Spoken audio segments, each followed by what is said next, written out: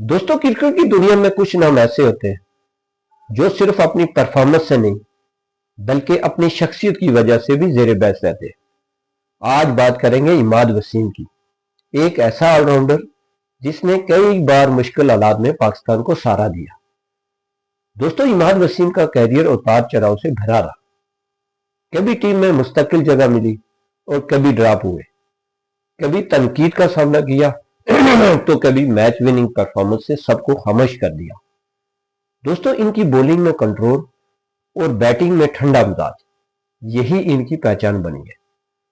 दोस्तों, लेकिन आजकल वो अपनी क्रिकेट से ज्यादा अपनी जाती जिंदगी की वजह से खबरों में है। इनकी दूसरी शादी का मामला सोशल मीडिया पर काफी हाईलाइट हो रहा है। कुछ लोग सपोर्ट कर रहे हैं और कुछ लोग तनकीद कर रहे हैं। अगर यहाँ एक अहम सवाल है, क्या किसी खिलाड़ी की जाती जिंदगी को इसी तराजू में तोला जाना चाहिए जिसमें इसकी क्रिकेट को तोलते हैं? दोस्तों, हमें ये समझना होगा कि हर इंसान की जाती जिंदगी इसका जाती मामला होती है, जब तक वो किसी कानून या इखलाकी हद को क्रॉस न करे।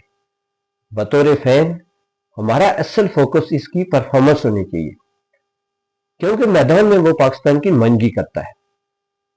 दोस्तों, इमाद वसीम एक स्ट्रॉन्ग क्रिकेटर के मालिक हैं।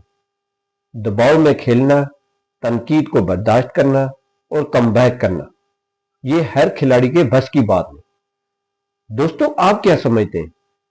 क्या हमें प्लेयर की पर्सनल लाइफ पे बात करनी चाहिए या सिर्फ इसके क्रिकेटर पर फोकस रहना चाहिए?